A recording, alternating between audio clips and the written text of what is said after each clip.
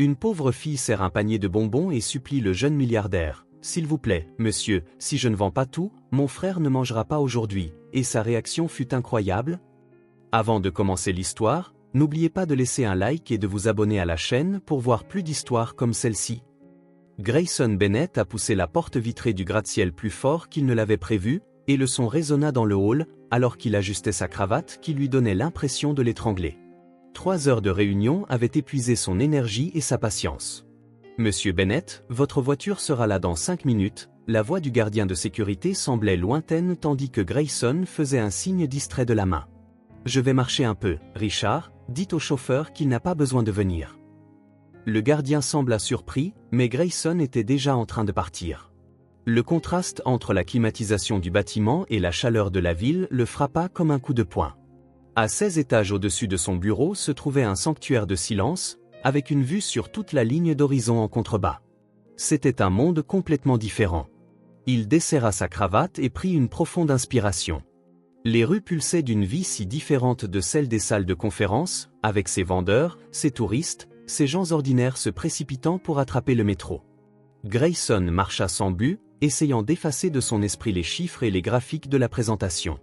C'est au 3e pâté de maison qu'il vit la fille. Elle était bien trop petite pour être seule là-bas.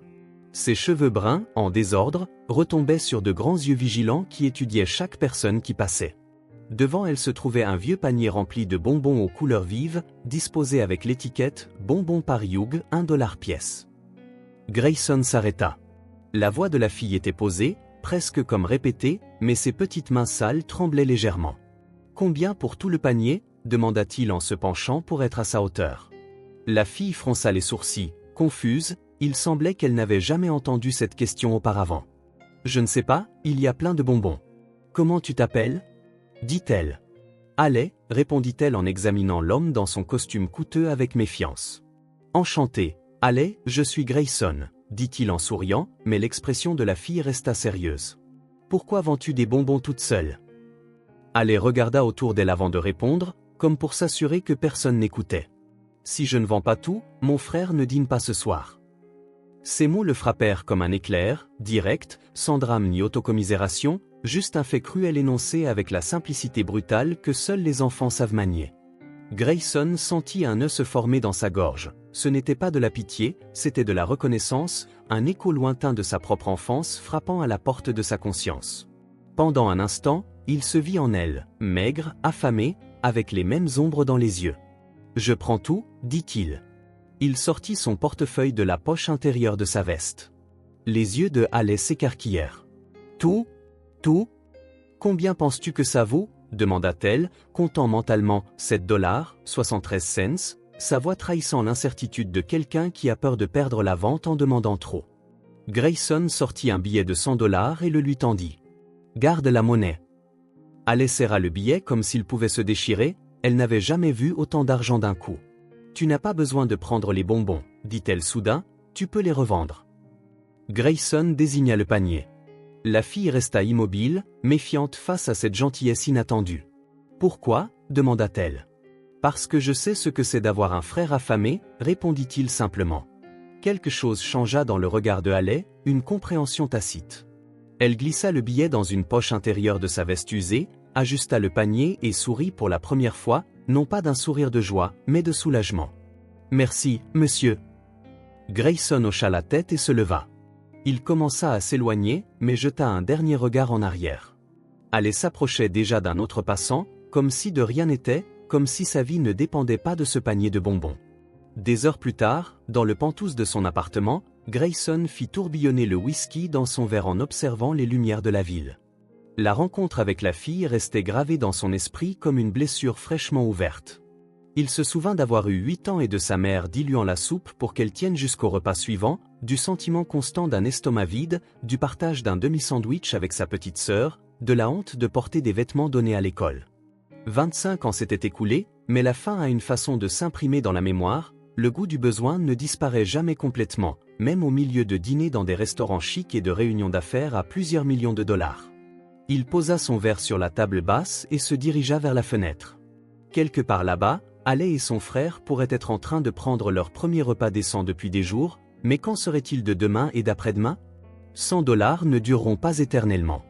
Il tenta de chasser cette pensée. Il avait accompli sa bonne action du jour, il y avait des centaines d'enfants comme elle à travers la ville, il ne pouvait pas tous les sauver. Il prit une longue douche et se coucha, mais le sommeil ne vint pas. Le visage de Haley apparaissait chaque fois qu'il fermait les yeux, ce regard bien trop vieux pour une enfant de 5 ans le hantant. Il se retourna dans son lit en essayant de penser à la présentation du lendemain, les chiffres du trimestre précédent avaient satisfait les investisseurs.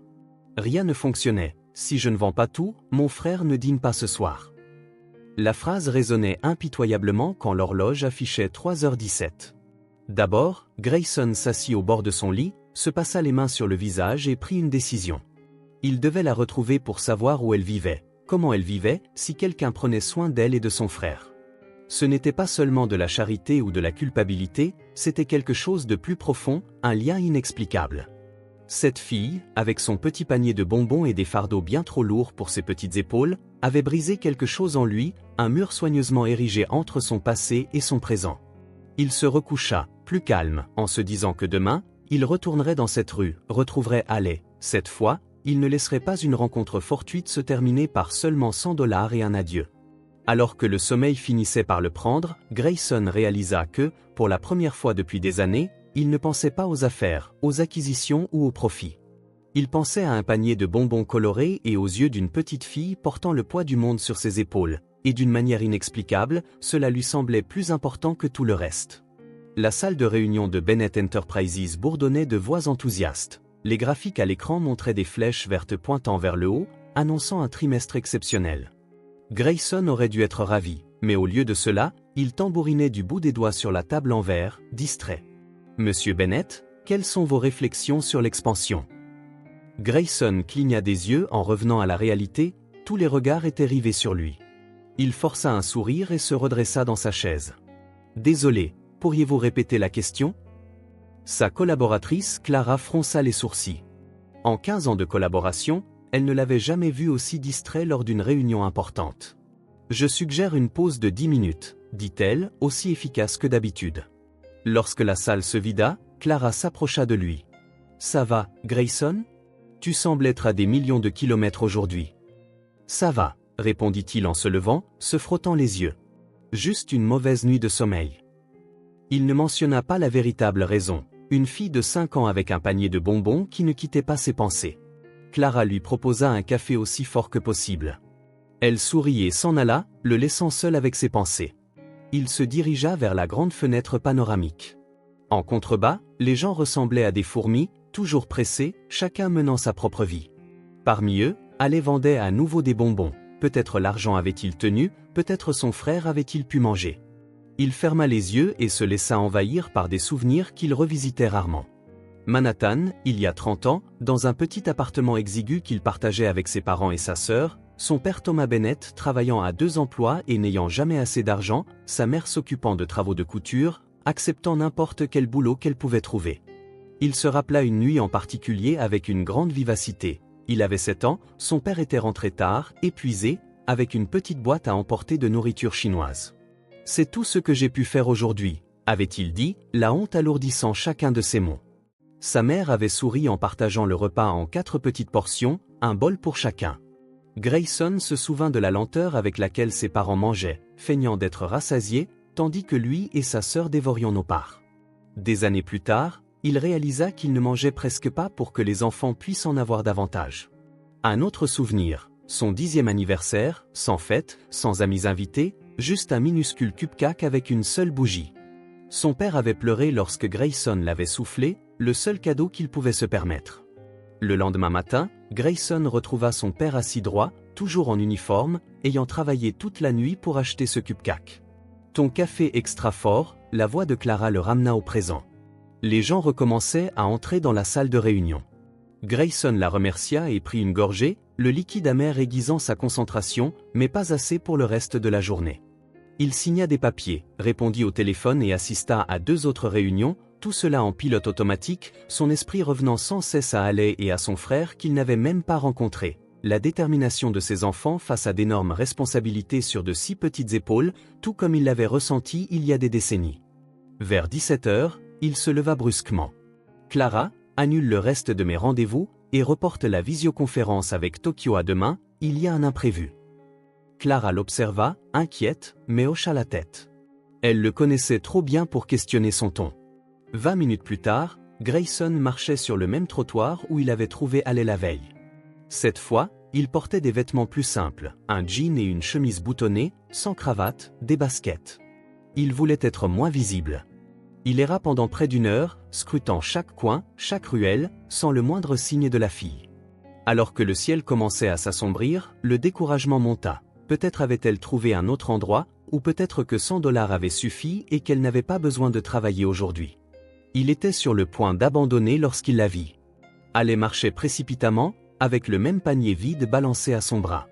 Elle paraissait encore plus petite, sans la posture déterminée d'une vendeuse, juste une enfant fatiguée à la fin d'une longue journée. Grayson la suivit de loin, veillant à ne pas être remarquée. Haley tourna dans une rue plus calme, puis dans une autre, encore moins fréquentée.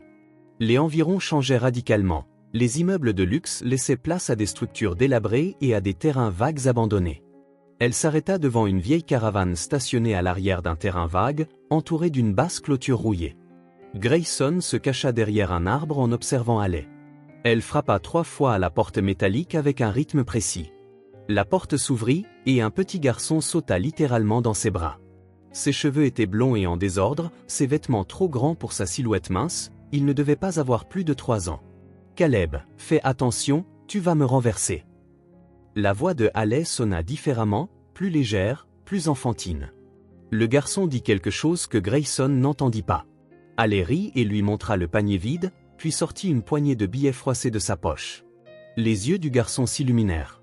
Ils entrèrent tous les deux, fermant la porte derrière eux. Grayson attendit quelques minutes et s'approcha prudemment de la caravane, qui paraissait encore plus délabrée de près. Peinture écaillée, fenêtres scotchées, marche de béton de fortune, une habitation de fortune au mieux. L'une des fenêtres avait un rideau déchiré, lui offrant un aperçu de l'intérieur, un espace exigu mais étonnamment organisé. Haley rangeait ce qu'elle semblait avoir acheté en chemin, du pain, du lait, quelques fruits que Grayson ne parvint pas à identifier. Le petit Caleb était assis sur un mince matelas sur le sol, jouant avec des formes en papier plié. Il n'y avait aucun adulte, aucun signe de parent ou de tuteur, juste 2 enfants seuls, survivant comme ils pouvaient. La scène était douloureusement familière. Grayson se souvint de s'occuper de sa petite sœur pendant que leurs parents travaillaient, préparant de simples sandwichs à l'âge de 9 ans, racontant des histoires pour la distraire de la faim, alors que lui et sa sœur avions des parents qui revenaient, qui nous offraient un toit sûr. Haley et Caleb semblaient totalement seuls. Un bruit fit sursauter Grayson. Haley s'approcha de la fenêtre pour la fermer, leurs regards se croisèrent presque. Il recula rapidement, se cachant dans l'ombre. Il retourna à sa voiture, garée à plusieurs pâtés de maison, l'image de cette caravane gravée dans son esprit. Sur le chemin du retour, le contraste entre son luxueux Pantouse et le refuge de fortune des enfants lui parut comme une accusation silencieuse. Dans le confort de son appartement, Grayson ne put prendre son dîner. Le repas raffiné et bien préparé lui semblait insultant quand il pensait à Haley et Caleb partageant un simple pain. Il s'installa dans son bureau personnel et ouvrit son ordinateur portable pour rechercher des informations sur les enfants sans abri, les procédures juridiques et les services sociaux pertinents. Les informations étaient décourageantes: bureaucratie, retard, incertitude. Le système était lent et ses enfants avaient besoin d'aide immédiatement. Il ferma l'ordinateur et sortit sur le balcon. La ville brillait sous le ciel nocturne, indifférente aux luttes qu'elle abritait. Quelque part dans cette mer de lumière, 2 enfants dormaient dans une caravane délabrée, comptant des pièces pour survivre à un autre jour. Grayson prit une décision: il n'impliquerait pas les autorités, du moins pas pour l'instant. Il aiderait directement en apportant de la nourriture, des vêtements, peut-être même des améliorations à la caravane. Il les approcherait progressivement pour gagner leur confiance. Il se recoucha, plus calme maintenant qu'il avait un plan, mais le sommeil tardait à venir. Lorsqu'il finit par s'endormir, il rêva de son père travaillant tard, de sa mère comptant des pièces à la table de la cuisine, de sa sœur demandant plus de nourriture, et dans le rêve, son père le regarda avec des yeux fatigués et dit: « Un jour, souviens-toi de ceux qui ont été laissés pour compte. » Grayson se réveilla avant même que son réveil ne sonne, absolument certain que ce n'était pas une coïncidence s'il avait trouvé Haley. C'était l'occasion d'honorer une promesse silencieuse qu'il avait faite à son père il y a tant d'années, l'occasion de vraiment faire une différence dans la vie de quelqu'un. Le magasin d'alimentation était presque vide à cette heure-là. Grayson poussa son chariot dans les allées, sélectionnant soigneusement chaque article: riz, haricots, pâtes, conserves à longue durée de vie, fruits frais, pain, lait, œufs. Dans le rayon hygiène, il ajouta du savon, du shampoing, du dentifrice et de nouvelles brosses à dents. Il s'arrêta dans le rayon pour enfants. Caleb avait environ 3 ans, c'était difficile à dire, le garçon était minuscule, probablement en état de malnutrition. Grayson prit des couches de différentes tailles, des lingettes pour bébé et de la crème contre l'érythème fessier. Il ne savait pas si Caleb portait encore des couches, mais il valait mieux être préparé. Une vendeuse s'approcha en souriant, évoquant une organisation caritative. « Monsieur Grayson ?» Grayson hésita, expliquant que la situation était trop compliquée, quelque chose du genre, répondit-il en se tournant vers son chariot. À la caisse, la caissière lui jeta un regard curieux devant cet assortiment particulier. Grayson l'ignora et paya en espèces. Il porta 6 grands sacs jusqu'à sa voiture. Il était 10 heures du matin. Lorsqu'il se gara à 2 pâtés de maison de la caravane, il préférait ne pas attirer l'attention avec son véhicule de luxe. Répartissant les sacs entre ses 2 mains, il se dirigea vers le terrain vague. L'endroit paraissait encore plus désolé en plein jour. La caravane en métal rouillé se détachait parmi les mauvaises herbes envahissantes et les tas d'ordures. Il n'y avait pas de véritable clôture, juste des débris de grillage et des fils tordus. Il s'approcha prudemment. Par la fenêtre, il aperçut un mouvement, une petite silhouette. Il prit une profonde inspiration et frappa à la porte 3 fois. Silence. Il frappa de nouveau, plus doucement. « Allez, c'est moi, Grayson, on s'est rencontrés avant-hier. » Des pas légers s'approchèrent, la poignée se tourna lentement et la porte s'ouvrit juste assez pour révéler une partie du visage de Haley. Ses yeux s'écarquillèrent de reconnaissance. « Tu es le monsieur qui a acheté tous les bonbons, » dit-elle, non comme une question, mais comme une affirmation. Grayson sourit en soulevant les sacs. « J'ai apporté quelques affaires pour toi. Je peux les laisser ici même. » La méfiance se lisait dans ses yeux. Elle ouvrit un peu plus la porte, examinant les sacs. « Pourquoi ?» demanda-t-elle d'une voix simple, portant le poids de quelqu'un qui a appris très tôt que rien ne vient gratuitement. « Parce que je comprends, » dit Grayson, gardant une voix douce et calme. « Je sais ce que c'est de devoir se débrouiller seul trop tôt. » Haley fronça les sourcils, réfléchissant à ces mots. À un mouvement derrière, elle révéla Caleb, partiellement caché derrière une boîte, qui observait l'étranger avec de grands yeux. « Ton frère ?» demanda Grayson en faisant un signe discret au petit garçon qui se cacha rapidement. Haley jeta un coup d'œil en arrière, puis à Grayson. « C'est Caleb. Il est timide. » Grayson se pencha et déposa les sacs sur l'escalier de fortune en béton. « Il y a de la nourriture ici, des articles d'hygiène, quelques vêtements que je pensais te convenir et de l'eau. » Pendant un instant, il vit un conflit dans le regard de la fille, un besoin se débattant avec fierté et méfiance. Finalement, elle dit « Merci, mais tu n'étais vraiment pas obligé. » Elle tenta de paraître adulte, mais restait une enfant essayant de se montrer forte. « Ce n'est rien, » la rassura Grayson, « quand j'étais enfant, il nous arrivait parfois de n'avoir rien à manger à la maison. Je sais combien c'est difficile. » Cette révélation sembla surprendre Haley. Elle étudia l'homme devant elle, sa montre coûteuse, ses chaussures cirées, sa belle chemise, puis dit « Mais tu es riche maintenant. » Grayson sourit à cette franchise enfantine. « Je le suis maintenant, mais ce n'était pas toujours le cas. » Un bruit attira leur attention, et Caleb, de nouveau curieux à propos des sacs, s'approcha. Grayson profita de l'occasion pour jeter un coup d'œil à l'intérieur de la caravane, à travers la porte entr'ouverte. L'espace était minuscule mais remarquablement organisé. Un mince matelas recouvert de draps propres mais délavés occupait près de la moitié de la surface. Des cartons servaient d'armoire de fortune, des dessins étaient accrochés au mur, sans doute le travail de Caleb, et une petite table avec 2 tabourets complétait le tout, vieux mais maintenu le plus ordonné possible. « Vous vivez ici seul ?» demanda Grayson, essayant de ne pas paraître intrusif. L'expression de Haley se durcit. « Nous savons prendre soin de nous. » Son ton défensif en disait long. Grayson hocha la tête. « Je suis sûr que c'est le cas. Tu es très responsable pour ton âge. » Caleb s'approcha, attiré par les sacs.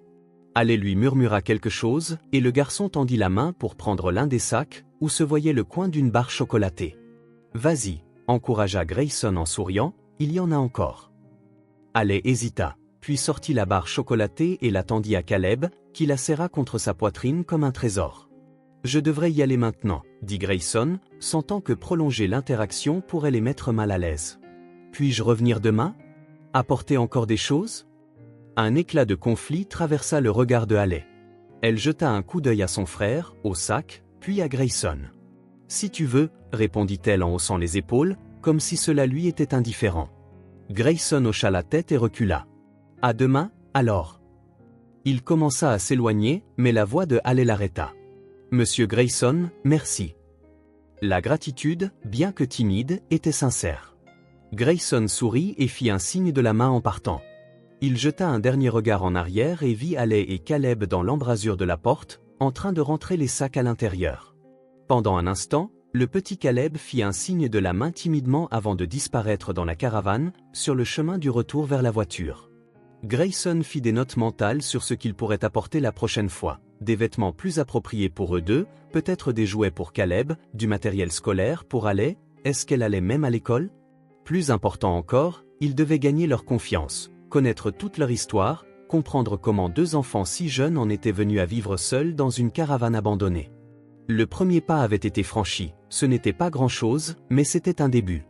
Grayson monta dans sa voiture et tourna la clé, ressentant une détermination qu'il n'avait pas éprouvée depuis des années. Ses enfants avaient besoin d'aide et il était en position de leur en apporter. Maintenant qu'il savait où les trouver, il reviendrait demain, le lendemain et aussi longtemps qu'il le faudrait. En revenant vers le centre-ville, une chose devint claire dans son esprit. La vie de Haley et de Caleb était sur le point de changer, et de la même manière que la sienne, d'une façon qu'il ne comprenait pas encore entièrement. Les jours suivants, il établit une routine. Grayson arrivait toujours à peu près au même moment, en fin d'après-midi, lorsque le soleil commençait à perdre de son intensité. À chaque visite, il apportait un sac différent, parfois de la nourriture, parfois des vêtements, parfois des articles d'hygiène. Il n'arrivait jamais les mains vides. Dès la troisième visite, Haley n'attendait plus derrière la porte. Elle s'asseyait sur les marches de fortune à l'extérieur, comme si elle savait exactement quand il apparaîtrait. Le petit Caleb se cachait toujours à l'intérieur, mais ses yeux curieux se laissaient entrevoir par la fenêtre. « Aujourd'hui, j'ai apporté quelque chose de spécial », annonça Grayson lors de la quatrième visite, en s'asseyant sur l'escalier en béton aux côtés de Haley. La fille examina le sac coloré avec méfiance. « Qu'est-ce que c'est ? Ce n'est pas pour toi. » Grayson répondit en souriant, « C'est pour Caleb. » Comme s'il avait entendu son nom, le garçon apparut dans l'embrasure de la porte. Ses cheveux blonds étaient désormais plus propres, sans doute grâce aux produits que Grayson avait apportés quelques jours auparavant. Grayson sortit une petite voiture jouet rouge du sac, pas très grande, mais brillante, avec des roues qui tournaient vraiment. Les yeux de Caleb s'écarquillèrent. « Est-ce que je peux la lui donner ?» demanda Grayson, respectant le rôle de protectrice de sa sœur. Haley hésita, puis hocha la tête. Grayson tendit le jouet. « Elle est à toi, Caleb. » Le garçon regarda sa sœur, qui fit un signe d'approbation, s'approcha lentement et prit la voiture de la main de Grayson. Dès que ses doigts touchèrent le plastique brillant, il se produisit le premier sourire sincère, celui qui illumina tout son visage. « Qu'en dis-tu, Caleb » demanda Haley. « Merci, merci » murmura le garçon en serrant le jouet contre lui. Une chaleur se répandit dans la poitrine de Grayson. Ce sourire, si simple, si naturel, valait plus que n'importe quel accord à plusieurs millions de dollars qu'il aurait pu conclure. Caleb resta là, sur le sol tassé, faisant glisser la voiture d'avant en arrière, imitant des bruits de moteur avec sa bouche, complètement absorbé par son nouveau trésor. « Il adore les voitures », observa Haley en regardant son frère. « Il s'arrête toujours devant la vitrine du magasin de jouets quand nous passons. » Pour la première fois, Haley avait engagé la conversation.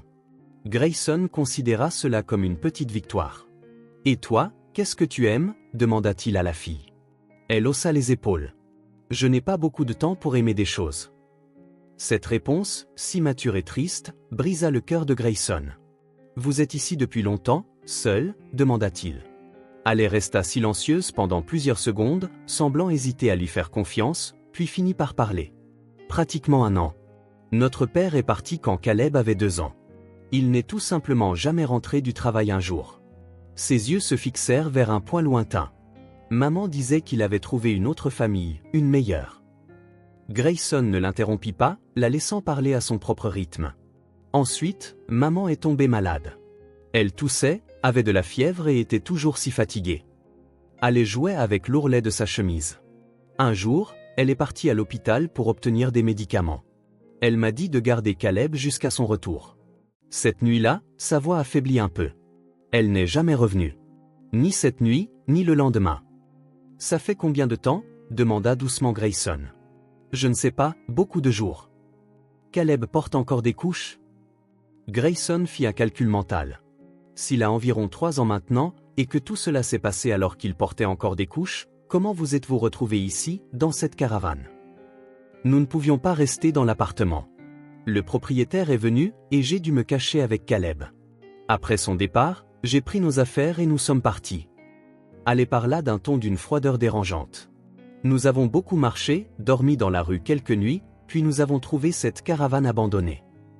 L'histoire, racontée avec une simplicité déconcertante, cachait une vérité effroyable, une fillette de 4 ans seule avec un bébé errant dans les rues. Personne n'a-t-il essayé de vous aider? Des voisins, des amis? Maman disait toujours de ne faire confiance à personne, qu'on nous séparait, que Caleb et moi serions séparés.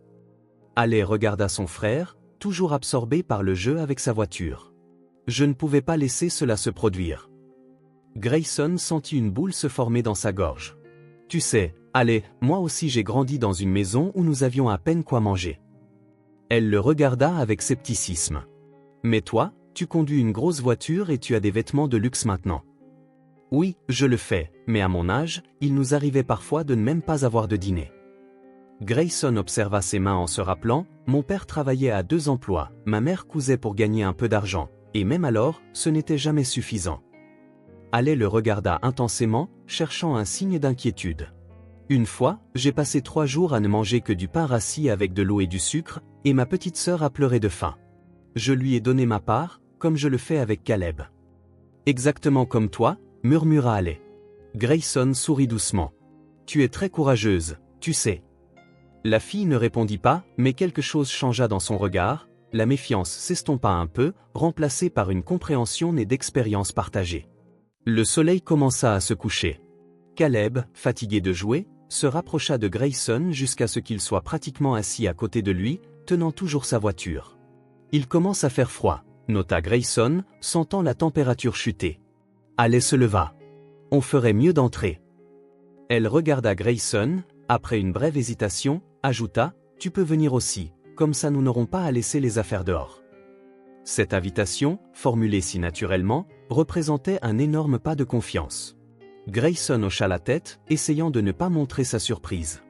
D'accord, merci. L'intérieur de la caravane était encore plus petit qu'il n'y paraissait de l'extérieur, il ne devait pas faire plus de quelques mètres carrés. Un petit réchaud de camping occupait un coin, accompagné d'une boîte servant de garde-manger.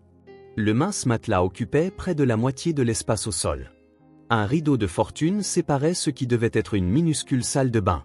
Pourtant, malgré la pauvreté évidente, tout était rangé et organisé. Des dessins colorés de Caleb ornaient un mur, quelques vêtements étaient pliés dans des cartons, et une lanterne à pile était suspendue au plafond par une ficelle. C'est petit, dit Ale, comme pour s'excuser. C'est cosy, corrigea Grayson, et tu le gardes vraiment propre, ce qui est important. Un soupçon de fierté illumina son visage. Caleb, désormais complètement à l'aise, attrapa la main de Grayson et le tira pour lui montrer ses dessins, une voiture, dit-il, en désignant des gribouillis colorés, une cabane dans un arbre. Ils sont magnifiques, félicita Grayson en se penchant pour mieux les voir. Tu es un artiste, Caleb. Le garçon rayonnait de fierté et continua à exhiber ses trésors. Un caillou brillant, une plume d'oiseau, un bouchon de bouteille colorée. Ale regardait avec un mélange de prudence et de soulagement. Son petit frère, habituellement si timide avec les étrangers, s'était ouvert à Grayson. Puis Grayson remarqua le panier dans un coin, usé et effiloché par endroits, le même que Ale utilisait pour vendre des bonbons, si petits pourtant, et qui était leur seule source de revenus. « C'est comme ça que vous achetez de la nourriture ?» demanda-t-il en pointant le panier. Ale hocha la tête. « J'achète des bonbons au magasin du coin. Le monsieur là-bas me fait un rabais. » Elle s'arrêta un instant. « Mais maintenant, il y a moins de monde dans la rue.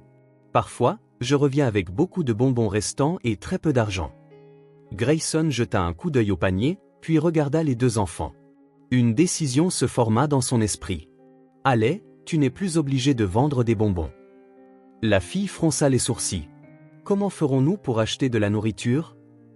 J'apporterai tout ce dont vous aurez besoin, nourriture, vêtements, tout ce qu'il te faudra. Tu ne resteras ni affamé ni sans rien, je te le promets. Haley avala difficilement, ses yeux trahissant le tumulte intérieur d'une enfant désirant croire tout en étant terrifiée à l'idée d'une nouvelle déception. « Pourquoi fais-tu cela pour nous » demanda-t-elle d'une voix à peine audible. « Parce que quelqu'un aurait dû le faire pour moi quand j'étais enfant, » répondit-il doucement, « et parce que vous méritez mieux que cette caravane et un panier de bonbons. » Le silence remplit l'espace minuscule. Caleb, ignorant la gravité de la conversation, jouait avec sa nouvelle voiture, tandis que Haley semblait mettre à l'épreuve la sincérité des paroles de Grayson. « Les gens partent toujours, » dit-elle enfin à voix basse. « Pas tout le monde. » Grayson sentit alors qu'il était temps de partir. Il ne voulait pas les submerger. Il se redressa en repassant sa chemise. « Je reviendrai demain, d'accord ? J'apporterai le dîner. » Haley acquiesça en le conduisant jusqu'à la porte. Caleb fit un signe de la main avec excitation, marmonnant quelque chose à propos de la voiture et du fait de revenir. Sur le seuil, Haley leva les yeux, pour la première fois, rencontra le regard de Grayson. Son expression était entièrement ouverte, vulnérable. « Si tu reviens, reviens vraiment, » dit-elle simplement, des mots qui portaient le poids de chaque abandon qu'elle avait subi. Ce n'était pas une demande anodine, c'était un test de confiance. « Je reviendrai, » promit Grayson, toujours. En retournant vers sa voiture, il réalisa que ce n'était plus seulement un geste de charité. Il se souciait réellement de ses enfants, de leurs histoires, de leur vie, de leur avenir d'une manière qu'il ne pouvait expliquer rationnellement. Le lendemain, comme promis, il revint, puis le jour suivant, et encore le lendemain. Une semaine passa. Il réorganisa son emploi du temps, délégua des réunions, travailla à distance quand cela était possible. Rien ne semblait plus important que d'être là pour Haley et Caleb. C'est lors de sa 10e visite qu'il sentit que quelque chose n'allait pas. Caleb était silencieux, assis sur les genoux de Haley, les joues rougies, et il ne se précipitait pas pour montrer ses dessins comme d'habitude. « Qu'est-ce qui se passe » demanda Grayson en se mettant à leur niveau. « Il a chaud » expliqua Haley, visiblement inquiète. Grayson toucha le front du garçon, il brûlait. L'enfant était respirant lourdement et une toux sèche secouait parfois son petit corps. C'est une forte fièvre, Haley, il a besoin d'un médecin. La panique traversa son visage. Nous ne pouvons pas aller à l'hôpital, ils poseront des questions, ils nous emporteront, il est malade. Grayson insista doucement, cela pourrait être grave. Caleb toussa à nouveau, un son rauque qui n'avait rien à faire dans la poitrine d'un petit garçon. Haley le serra plus fort, le berçant doucement. Et si nous ne revenions pas ? Murmura-t-elle, la peur brillant dans ses yeux. Grayson prit sa petite main dans la sienne, « Je te promets que vous reviendrez ensemble. Je m'occuperai de ça. » Haley regarda son frère. Les yeux de Caleb étaient à moitié fermés, manifestement dépourvus d'énergie. Elle prit sa décision. « D'accord, mais tu dois rester avec nous tout le temps, tout le temps. » Grayson acquiesça en aidant la fille à rassembler leurs affaires et à envelopper Caleb dans une couverture propre. Grayson réalisa qu'ils entraient dans un nouveau chapitre. Il ne serait pas facile d'expliquer cela à l'hôpital, des questions seraient posées, les autorités pourraient être impliquées. Mais en regardant ses deux enfants, Haley essayant d'être courageuse, Caleb brûlant de fièvre, Grayson savait qu'il ferait tout ce qu'il faudrait pour les protéger, tout ce qu'il faudrait pour tenir sa promesse. Et alors qu'il portait Caleb jusqu'à la voiture, Haley s'accrochant à sa main libre, il comprit que sa vie ne serait plus jamais la même. La salle d'attente des urgences pédiatriques était animée, une infirmière se dépêchait dans les couloirs, des parents anxieux consolaient des enfants qui pleuraient. Grayson était assis, raide, Haley collée à son côté, tous deux les yeux fixés sur la porte derrière laquelle Caleb avait disparu 20 minutes plus tôt. L'infirmière avait essayé de convaincre Haley d'attendre dehors, mais elle avait refusé, s'accrochant à son frère. Seule la promesse qu'elle le verrait bientôt l'avait persuadé de rester et d'attendre. « Est-ce que cela va prendre longtemps ?» demanda Haley pour la 3e fois, sa petite voix trahissant une peur qu'elle tentait de dissimuler. « Nous pourrons entrer bientôt, » répondit Grayson en essayant de paraître plus confiant qu'il ne se sentait. Les questions au comptoir de réception avaient été ardues. La relation avec les enfants, les documents, l'historique médical. Grayson improvisa du mieux qu'il put en prétendant être un proche, s'occupant temporairement d'eux.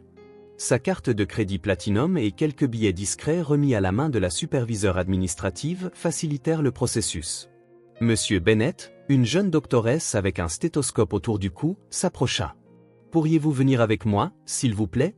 Haley se leva d'un bond, attrapa la main de Grayson et ensemble ils suivirent la doctoresse dans un couloir jusqu'à une petite pièce où Caleb était allongé. Il paraissait encore plus minuscule dans le lit d'hôpital, relié à un moniteur, avec un masque à oxygène couvrant une grande partie de son visage. Ses yeux s'illuminèrent quand il vit sa sœur. Elle courut vers lui en lui touchant doucement la main. « C'est bon, Caleb, je suis là », murmura-t-elle, d'une voix maternelle capable de briser le cœur de quiconque. La doctoresse fit signe à Grayson de reculer dans le couloir. À contre-cœur, il demanda à Haley de rester avec son frère un instant. Dans le couloir, l'expression de la doctoresse devint sérieuse. « Monsieur Bennett, Caleb a une pneumonie bactérienne à un stade précoce. Nous l'avons attrapé à temps, mais c'est préoccupant. » La poitrine de Grayson se serra. « C'est grave ? Avec un traitement approprié, il devrait se rétablir complètement. Nous avons commencé une antibiothérapie intraveineuse et une oxygénothérapie, ajouta-t-elle en hésitant, mais il y a quelque chose qui m'inquiète davantage que cette infection actuelle. Qu'est-ce que c'est ? Leurs conditions de vie. La doctoresse le regarda dans les yeux. Nous avons trouvé des signes d'une exposition prolongée à l'humidité, de moisissure, possiblement une légère malnutrition. Les anticorps de Caleb sont bas, indiquant un système immunitaire compromis en raison de conditions inadéquates. Grayson déglutit avec difficulté. La caravane, aussi bien que Haley essaya de la maintenir propre, était humide et précaire. Je comprends. Que recommandez-vous sur le plan médical ? Il a besoin d'un environnement propre, sec et chauffé pour se rétablir et éviter une rechute, répondit-elle en baissant la voix. Monsieur Bennett, je dois vous demander, quelle est votre véritable relation avec ces enfants ? Haley parle à peine à notre personnel, mais il est clair qu'elle dépend de vous. Grayson hésita. La vérité pourrait tout compliquer. Je m'occupe d'eux temporairement, je suis un ami de la famille. La doctoresse ne semblait pas convaincue, mais hocha la tête. En tant que médecin, je dois être clair. Si Caleb retourne dans le même environnement où il a contracté la pneumonie, il risque fort de retomber malade, et chaque infection rend son système respiratoire plus vulnérable à la suivante. Ses paroles restèrent en suspens, telle une sentence. Grayson la remercia et retourna dans la pièce où elle fredonnait doucement à son frère, qui semblait plus calme maintenant qu'elle était là. Pendant les heures suivantes, alors que Grayson observait les deux enfants, un conflit intérieur faisait rage. Il aurait pu simplement les ramener à la caravane, la santé de Caleb étant en jeu, mais quelle était l'alternative ? Les services sociaux pouvaient signifier une séparation presque certaine, un refuge temporaire serait traumatisant, et il avait promis à Haley qu'il ne les laisserait pas être séparés. Grayson Bennett ne rompt jamais ses promesses. Alors que la nuit tombait, Haley luttait contre le sommeil, déterminée à rester éveillée au chevet de son frère. Caleb dormait maintenant, la fièvre ayant diminué grâce aux médicaments. Va-t-il s'en sortir ? demanda Haley, la voix tremblante d'épuisement. Oui, il ira mieux, répondit Grayson en s'asseyant à côté d'elle, mais la doctoresse a dit qu'il avait besoin d'un endroit chaud et propre pour ne pas retomber malade. Haley, toujours si perspicace, lui lança un regard. Nous ne pouvons pas retourner à la caravane. Ce n'était pas une question, mais une affirmation. Cette maturité enfantine de sa part continuait de l'étonner. Non, Haley, du moins pas pour l'instant, répliqua-t-il.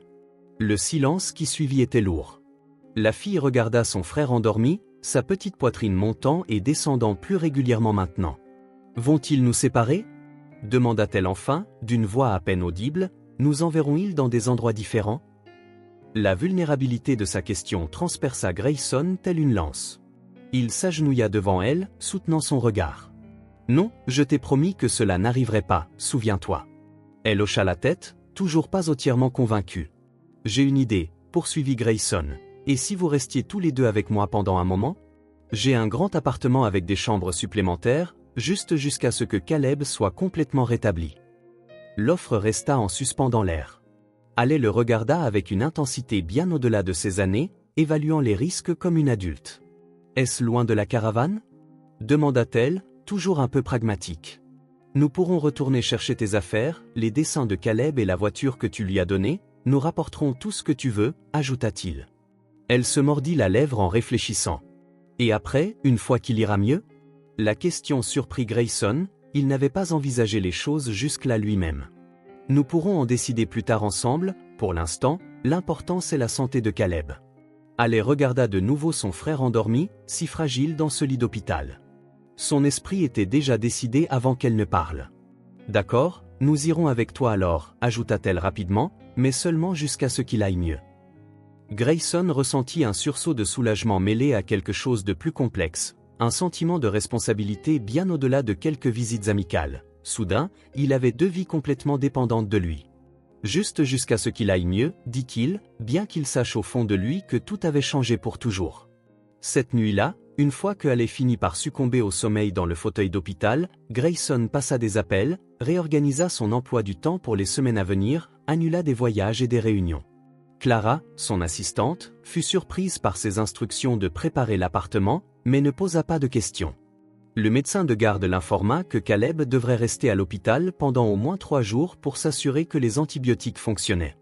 Grayson profita de ce temps pour tout préparer, de la literie aux jouets, de la nourriture adaptée aux enfants aux produits d'hygiène appropriés pour eux. Il retourna seul à la caravane pour rassembler leurs affaires. L'endroit semblait encore plus désolé maintenant qu'il connaissait ses occupants. Il rassembla soigneusement chacun des dessins de Caleb, leurs quelques vêtements, la voiture jouet, quelques livres usés, bien sûr, le panier de bonbons.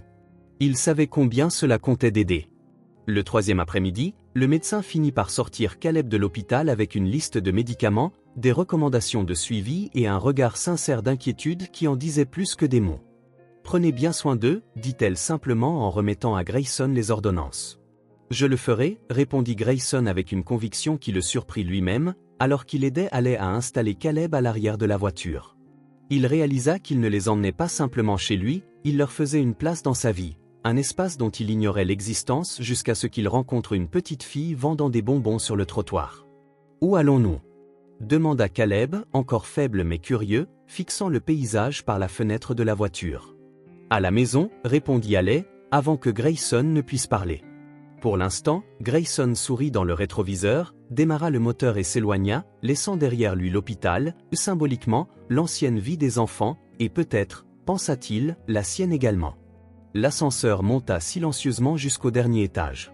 Caleb, toujours faible à cause de la pneumonie, était bercé dans les bras de Grayson, tandis que Haley s'accrochait à son côté, serrant un petit sac à dos contenant les affaires qu'ils avaient rapportées de l'hôpital.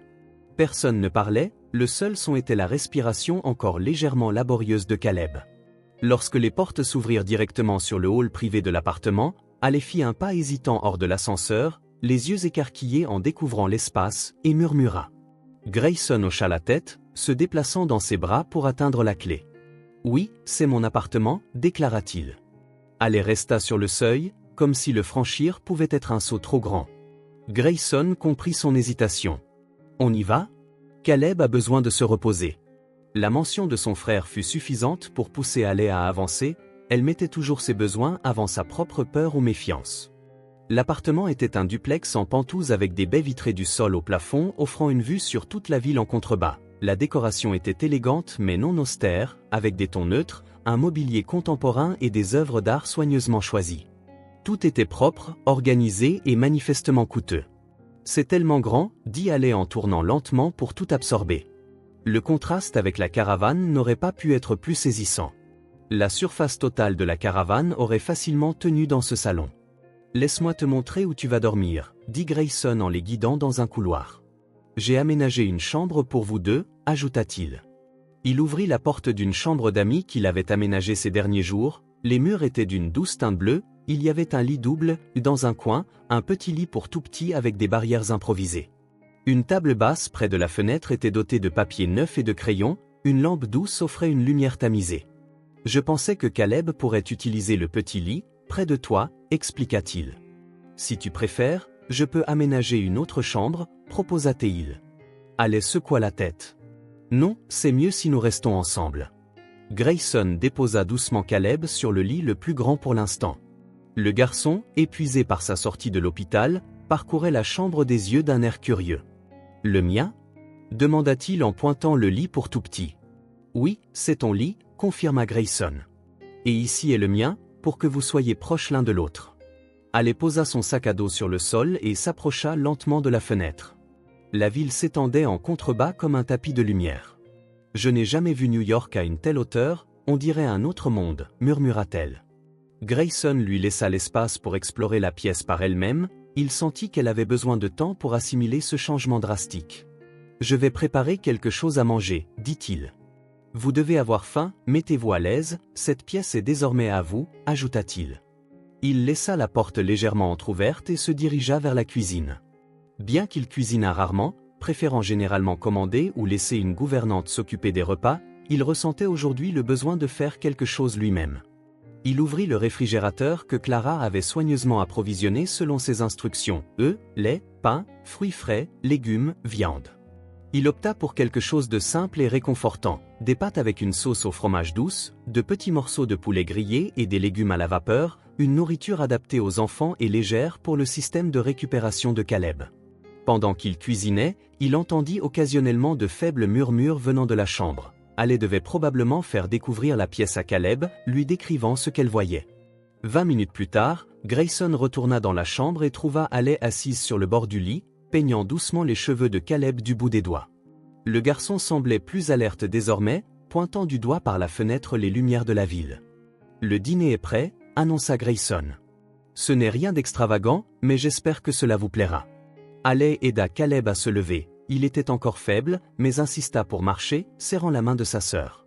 Dans la cuisine, Grayson avait dressé la table avec 3 assiettes, des couverts, des serviettes en tissu et même un petit vase de fleurs au centre.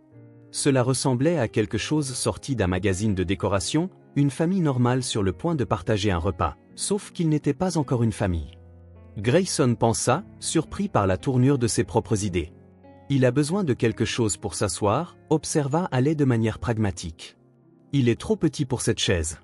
Ah, c'est vrai, Grayson n'y avait pas pensé, répliqua-t-il rapidement en improvisant avec quelques coussins robustes du salon. Est-ce mieux ? Demanda Haley en testant l'arrangement, et hocha la tête. Elle aida Caleb à monter, puis s'assit à côté de lui. Grayson servit des portions modérées dans chaque assiette et prit place un moment. Personne ne bougea, comme en attendant un signal pour commencer. Vous pouvez commencer, encouragea-t-il.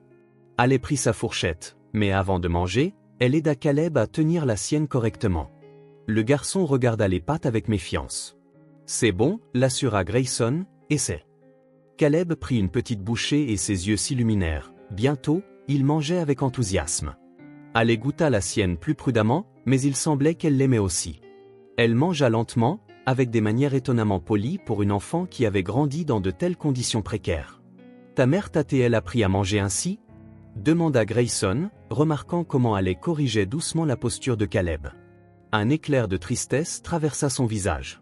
Elle disait toujours, on peut être pauvre, mais pas mal élevé. Quelque chose dans cette remarque résonna profondément en Grayson. Il se rappela que sa propre mère avait dit quelque chose de similaire il y a de nombreuses années. Le reste du dîner fut calme. Caleb, bien que toujours fatigué, semblait ravi du repas, et Haley resta vigilante, aidant son frère et jetant de temps à autre un regard vers Grayson. Après avoir terminé, il était temps pour les médicaments de Caleb. Grayson les avait soigneusement organisés sur un plateau, antibiotiques, sirop contre la toux, antipyrétique si nécessaire. « Je peux lui donner ?» proposa Haley en tendant la main. « Es-tu sûr ?» demanda Grayson, hésitant, les dosages doivent être exacts. « C'est toujours moi qui m'occupe de ces médicaments. » Elle dit cela avec une assurance qui brisa son cœur. Un enfant de 5 ans ne devrait pas porter une telle responsabilité. « Que dirais-tu qu'on le fasse ensemble ?» suggéra-t-il. « Aide-moi à m'en souvenir et je mesurerai les doses, d'accord ?» Ce fut un compromis. Haley hocha la tête, comprenant. Ensemble, ils administrèrent les médicaments. Caleb grimaça à cause du goût, mais avala sans broncher. « Maintenant, c'est l'heure du bain et du coucher », annonça Grayson. Le médecin a dit que Caleb a besoin de beaucoup de repos. Haley se tendit légèrement. « Je vais le baigner. » Grayson comprit qu'elle établissait des limites, des domaines où elle conservait le contrôle sur son frère, sa manière de préserver son rôle de gardienne, même dans ce nouvel environnement. Bien sûr, il acquiesça. La salle de bain dans ta chambre a tout ce qu'il te faut, serviettes propres, savon pour enfants, shampoing. Je vais te montrer comment fonctionne la douche. Pendant qu'Haley donnait le bain à Caleb, Grayson rangea la chambre en faisant les lits. Il plaça les médicaments sur la table de chevet, accompagné d'un verre d'eau et d'un thermomètre digital. Il régla la climatisation à une température confortable, pas trop chaude pour ne pas irriter les poumons de Caleb, pas trop fraîche pour ne pas affecter sa respiration. Une demi-heure plus tard, Haley revint avec Caleb en pyjama, un ensemble neuf que Grayson avait acheté. « Les cheveux du garçon étaient propres et peignés, ses joues rosées par le bain chaud, il était endormi. Allez le guida, et Grayson hocha la tête, laisse-moi le mettre au lit. Puis Caleb s'installa dans le petit lit pour tout petit, recouvert d'une couette légère mais chaude, ses paupières lourdes de sommeil.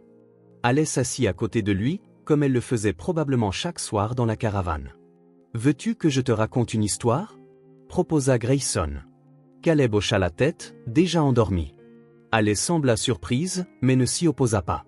Grayson improvisa un conte simple sur un garçon courageux et sa sœur tout aussi courageuse qui découvrirent un trésor magique. Ce n'était pas élaboré, mais Caleb souriait chaque fois qu'il les reconnaissait dans l'histoire. Avant qu'elle ne se termine, il était déjà endormi. Allez borda la couverture autour de son frère et sentit son front en vérifiant sa température, un geste devenu automatique pendant sa maladie. « Il va mieux » murmura-t-elle, pour la plupart à elle-même.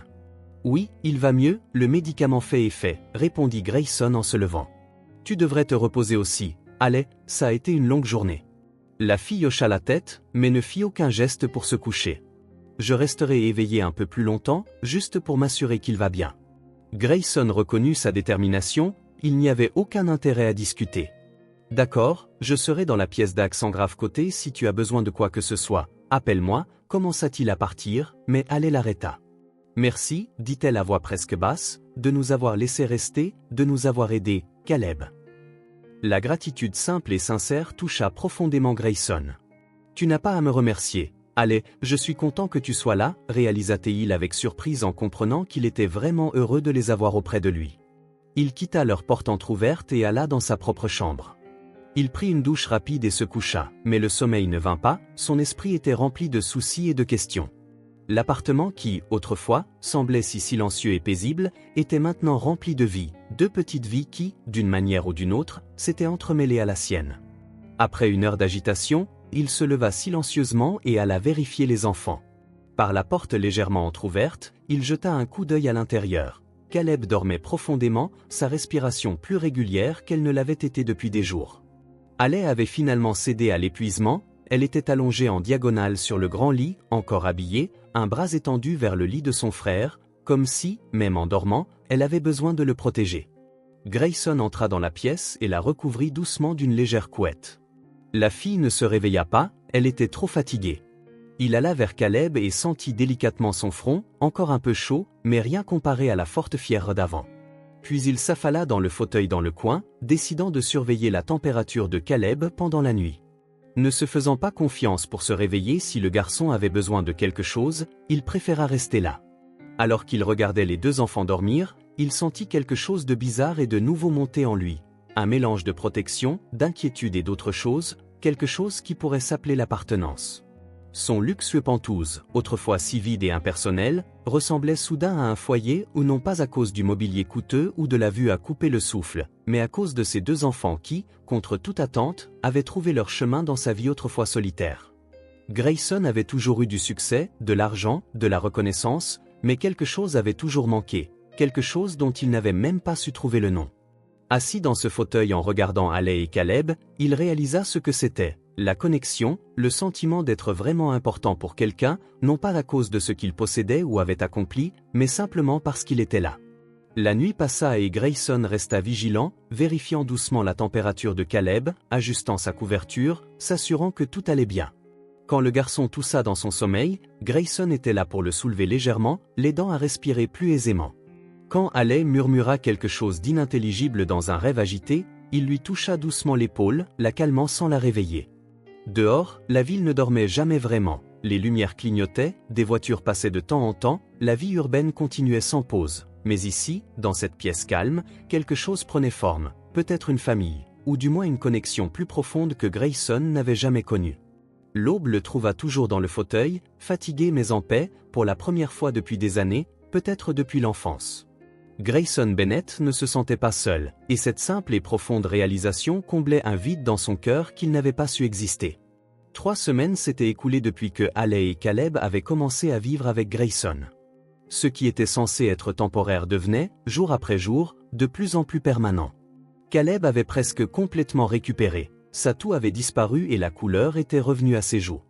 Alley aussi semblait s'épanouir dans un environnement sûr, bien qu'elle portât encore une couche de prudence dans ses yeux vigilants.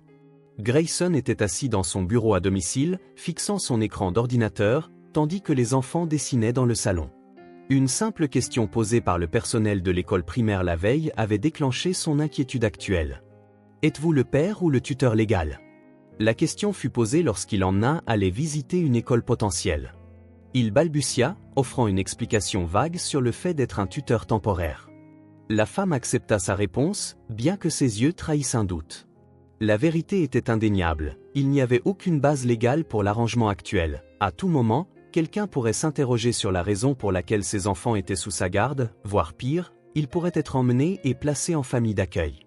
Cette éventualité le terrifiait. Grayson ferma son ordinateur portable et prit son téléphone.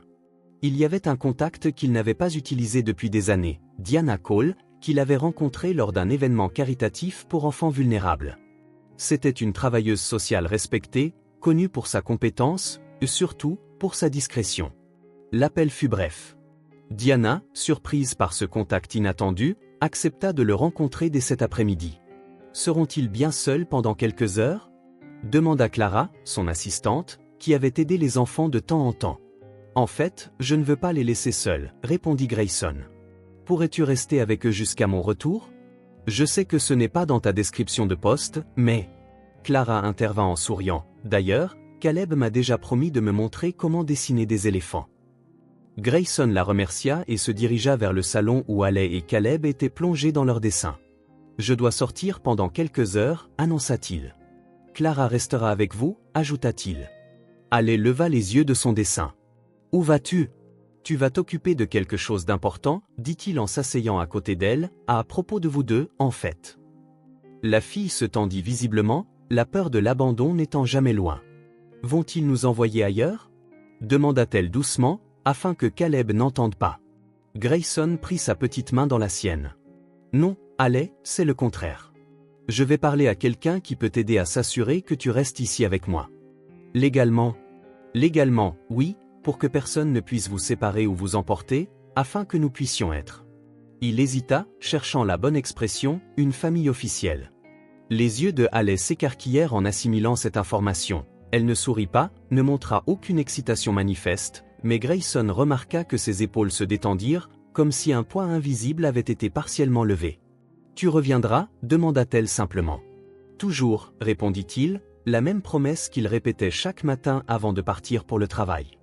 Le bureau de Diana Cole se trouvait dans un vieux bâtiment du centre-ville. Ce n'était pas Tapax en Graveleuil, un panneau discret indiquait « Service de travail social U Diana Cole ». La salle d'attente était chaleureuse et accueillante, avec des murs pastels et un coin rempli de jouets, laissant entendre que bon nombre de ces consultations impliquaient des enfants. Grayson n'attendit pas longtemps, Diana le salua personnellement. « Mademoiselle Bennett, cela fait si longtemps, quelle agréable surprise !» Diana était une femme d'âge moyen, ses cheveux gris coupés de manière pratique, ses yeux perçants derrière des lunettes à monture rouge, sa poignée de main était ferme et professionnelle. « Merci de m'avoir reçu avec un préavis si court. » « Mademoiselle Cole, s'il vous plaît, appelez-moi Diana, fit-elle en l'invitant à entrer dans son bureau.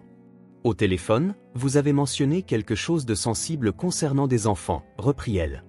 Son bureau, comme son occupante, était pratique et bien organisé, mais agrémenté de touches personnelles révélant un cœur chaleureux. Des photos d'enfants souriants ornaient tout un mur, des histoires de réussite.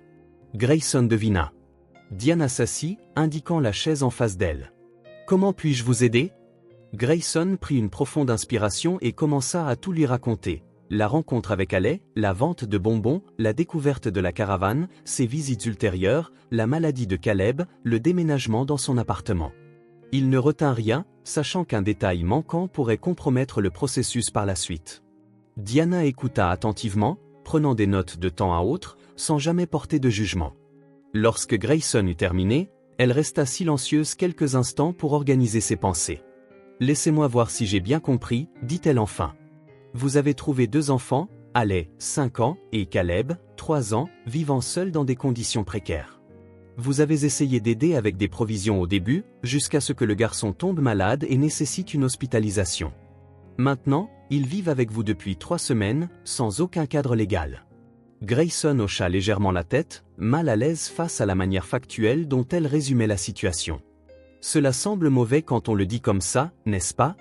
Diana esquissa un petit sourire compatissant. En réalité, on dirait quelqu'un qui essaie de faire ce qui est juste, même en dehors des circuits officiels, ajusta-t-elle ses lunettes.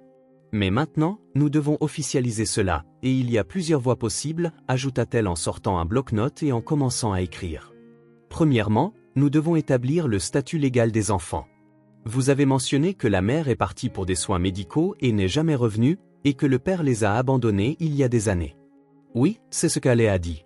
Nous devrons rechercher tout enregistrement concernant la mère dans les hôpitaux, les refuges ou... Diana hésita, des décès non identifiés. Quant au père, nous vérifierons tous les systèmes pour le localiser, si possible. Grayson sentit son estomac se nouer, l'idée de retrouver le père des enfants ne lui était pas venue, et s'il était trouvé, s'il les avait abandonnés en connaissance de cause, il y aurait des motifs pour résilier ses droits parentaux. Même s'il prétend ne pas avoir su, il faudrait prouver une réelle volonté et capacité à assumer ses responsabilités. Diana prit encore des notes. Dans le scénario probable où aucun des parents ne serait retrouvé ou s'il y a des preuves claires d'abandon, nous avons différentes voies. La première étape est la garde temporaire, qui permet aux enfants de rester légalement sous votre garde pendant que le processus se poursuit. Grayson demanda, anxieusement. Et ensuite, si tout est en ordre, souhaitez-vous que nous entreprenions une procédure d'adoption formelle? Diana l'examina attentivement. Est-ce bien ce que vous voulez, Monsieur Bennett, adopter ces enfants?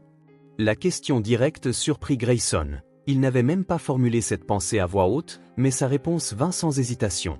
Oui, je veux qu'ils soient mes enfants, légalement, officiellement, de manière permanente. Diana sourit chaleureusement. Cela clarifie la situation. Commençons par une demande de garde temporaire, c'est la démarche la plus urgente. Pendant l'heure suivante, Diana expliqua le processus en détail. Les documents requis, les rapports médicaux récents pour Alé et Caleb, une preuve des revenus et de la résidence de Grayson, des vérifications des antécédents criminels, et il y aura des visites à domicile. Elle poursuivit en évaluant si l'environnement est approprié, sûr et sain. Vous serez interviewé, et Alé aussi, séparément, elle pourrait avoir peur, commenta Grayson, inquiet.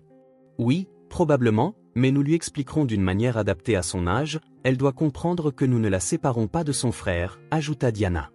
Après une pause, elle le regarda et dit. Je dois vous avertir, cela peut être un long processus, bureaucratique et parfois frustrant. Il y aura des moments où vous vous sentirez envahi, jugé, voire irrité par le système. Je suis prêt, dit fermement Grayson. Bien, parce que le système, malgré ses défauts, existe pour protéger les enfants. Chaque formulaire, chaque entretien, chaque évaluation a un but, expliqua-t-elle en rassemblant les papiers dans un dossier et en le lui remettant. Voici tout ce dont vous avez besoin pour commencer. Remplissez ces formulaires et revenez la semaine prochaine. En attendant, je commencerai à rechercher les parents, conclut-elle. Grayson prit le dossier, en ressentant son poids, tant au sens littéral que métaphorique. C'est beaucoup, remarqua-t-il. Diana hocha la tête avec compassion. Monsieur Bennett, Grayson, puis-je vous offrir un éclairage? En toutes ces années, j'ai vu de nombreuses formes de familles se former. Certaines par le sang, d'autres par le cœur, d'autres par la loi. Les meilleures combinent les trois, ajouta-t-elle en se levant pour se diriger vers le mur des photographies, où des images d'enfants souriants ornaient le mur. Tous ces enfants ont trouvé un foyer grâce à des processus comme celui que nous entamons. Oui, il y avait des formulaires, des audiences, des évaluations, expliqua-t-elle en touchant une photo d'un garçon souriant étreignant un couple. Ryan, par exemple, a mis presque 2 ans pour une adoption définitive. Mais tu sais ce qui importait le plus? Il avait une famille qui l'aimait pendant tout ce temps. Diana se tourna vers Grayson. Les papiers et la bureaucratie sont nécessaires, mais ils ne font pas une famille. Ce qui compte vraiment, c'est que vous avez déjà un désir authentique d'aimer et de prendre soin de ces enfants, l'engagement de rester, même quand c'est difficile, et la volonté de créer un foyer sûr. Ces paroles résonnèrent profondément. En effet, il se sentait déjà comme le père de Alé et Caleb, même sans papiers officiels. Merci, dit-il simplement, pour l'aide, pour la compréhension, c'est pour cela que je suis là. Diana tendit la main. Nous resterons en contact étroit dorénavant, ne t'inquiète pas trop. Tu as toutes les qualifications pour la garde, le reste n'est que des détails. En quittant le bureau de Diana, Grayson ressentit un mélange d'anxiété et de soulagement. La route serait longue, mais au moins, il y avait désormais un chemin clair, un processus légal formel qui pourrait transformer cette connexion inattendue en une famille reconnue. Il regarda Dans le dossier qu'il tenait, il y avait des documents, des formulaires, des exigences, tout ce que la société réclamait pour valider ce que son cœur savait déjà. Haley et Caleb étaient, d'une manière qu'ils ne pouvaient pleinement exprimer, ses enfants. Sur le chemin du retour, Grayson s'arrêta impulsivement dans un magasin de jouets. Il acheta un puzzle pour Haley, elle montrait un réel talent pour tout ce qui stimulait son esprit vif, et un lot de petites voitures pour Caleb, s'ajoutant à la première qu'il lui avait offerte dans la caravane. Pendant que le vendeur les emballait, Grayson se rendit compte qu'il souriait. Son ancienne vie, solitaire, uniquement centrée sur les affaires et les acquisitions, lui paraissait si lointaine, comme si elle appartenait à une autre personne, un autre Grayson Bennett qui ne connaissait pas le son du rire d'enfant remplissant son salon, ni la sensation de petites mains serrant la sienne. Lorsqu'il arriva à la maison, Caleb accourut pour l'accueillir, serrant ses jambes très fort. Haley resta en retrait, l'observant, mais il y avait une nouvelle lueur dans son regard, un mélange de soulagement et d'espoir. « Tu es revenu, dit-elle, comme si elle avait encore besoin d'une confirmation. « Je reviens toujours, répondit Grayson en s'agenouillant pour les serrer tous les deux dans ses bras. Et un jour, tu le croiras vraiment. » Ce soir-là, une fois les enfants couchés, Grayson s'installa dans son bureau pour remplir la première série de formulaires. Chaque ligne, chaque case cochée, représentait une avancée vers une nouvelle vie, non seulement pour Haley et Caleb, mais pour lui aussi. Une vie où son succès professionnel et sa richesse auraient un but plus grand que la simple accumulation. Une vie où le titre le plus important ne serait ni PDG ni milliardaire, mais simplement « papa ». Le matin se leva, chargé d'une nervosité palpable. Grayson, qui avait déjà négocié des accords de plusieurs milliards de dollars sans sourciller, ajusta sa cravate pour la 3e fois devant le miroir.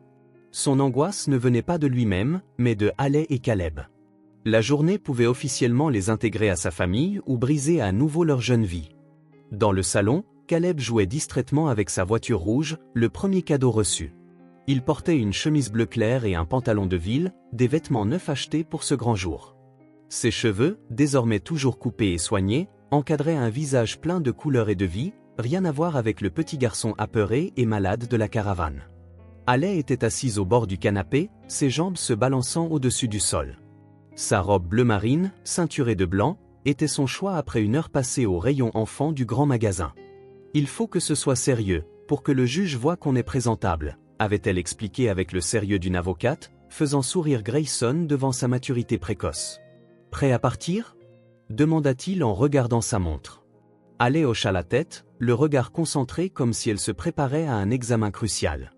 Caleb se contenta de sourire, inconscient de l'importance du jour, mais sentant la tension ambiante. « Tout ira bien », les rassura Grayson, plus pour apaiser ses propres nerfs que les leurs. Le téléphone sonna. C'était Diana Cole, confirmant qu'elle les rejoindrait au tribunal. Tout était en ordre, il ne restait plus qu'à attendre la décision finale du juge, qui s'annonçait favorable, mais sans garantie absolue. La voiture noire glissa sur les avenues de la ville en direction du palais de justice. Sur la banquette arrière, Haley observait les immeubles défiler, étrangement silencieuses même pour elle. À côté d'elle, Caleb murmurait des histoires à sa petite voiture. « À quoi penses-tu » demanda Grayson en jetant un coup d'œil à Haley dans le rétroviseur. Elle mit un moment à répondre. « Et si le juge ne nous laissait pas rester avec toi ?» La question, si directe et pleine de peur, fit tourner Grayson vers elle. « Diana a dit que nos chances étaient très bonnes, tous les rapports sont positifs. » « Mais si ça ne marche pas, insista-t-elle, on ira où ?»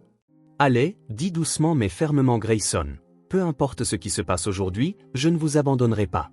Si pour une raison quelconque le juge ne m'accorde pas la garde aujourd'hui, on continuera d'essayer. Il n'y a aucune situation où je vous laisserai tomber. » Elle hocha la tête, pas totalement convaincue, mais un peu plus sereine. Le traumatisme de l'abandon ne disparaîtrait pas du jour au lendemain, et Grayson le savait. C'était un processus, jour après jour, promesse après promesse tenue. Le tribunal de la famille de Kay occupait un bâtiment imposant du centre-ville. Ses hautes colonnes et ses escaliers de marbre lui donnaient une aura d'autorité qui impressionnait au premier regard. Haley serra plus fort la main de Grayson en montant les marches. Diana les attendait dans le hall principal, impeccable dans son tailleur gris et sa blouse blanche, tenant un dossier épais de documents et de rapports accumulés pendant des mois. L'issue de tout leur travail reposait dans ces pages. « Bonjour, famille Bennett », lança-t-elle en souriant aux enfants. C'était la première fois qu'elle utilisait ce terme. Un geste subtil annonçant déjà la décision espérée. Allais rougit légèrement mais ne la reprit pas. Comment vous sentez-vous? Demanda Diana en s'accroupissant au niveau de Caleb, qui lui rendit un petit sourire, se cachant partiellement derrière la jambe de Grayson, une vieille habitude qui ressortait dans les situations nouvelles. Nous sommes tous un peu nerveux, admit Grayson en balayant le hall du regard, où d'autres familles attendaient pour leurs propres audiences. Diana hocha la tête. C'est normal. Mais nous avons un dossier solide, tous les bilans sont positifs, et le juge Merrick est réputé pour être juste et privilégier le bien-être des enfants. Ils avancèrent sur le sol brillant jusqu'à la salle 304, Diana murmurant à voix basse comment se déroulerait la procédure. Grayson écoutait, absorbant chaque détail, même s'il l'avait déjà répété plusieurs fois. Rappelez-vous, dit Diana en s'arrêtant devant la porte, répondez simplement à ce qu'on vous demande, soyez honnête et direct. Pas la peine d'être anxieux, nous sommes là pour obtenir la meilleure décision. La salle d'audience était plus petite et moins intimidante que ce à quoi Grayson s'attendait. Pas de box pour le jury, juste une estrade surélevée pour le juge, quelques tables pour les parties et quelques rangées de sièges à l'arrière pour le public. Les murs étaient d'un beige neutre, ornés seulement du sceau officiel du tribunal et d'un drapeau. L'atmosphère était solennelle mais pas effrayante. Ils prirent place sur les chaises qui leur étaient assignées. Caleb, agité après tant d'attente, se mit à gigoter. Haley, le remarquant, lui tendit discrètement un petit casse-tête à manipuler pour l'occuper.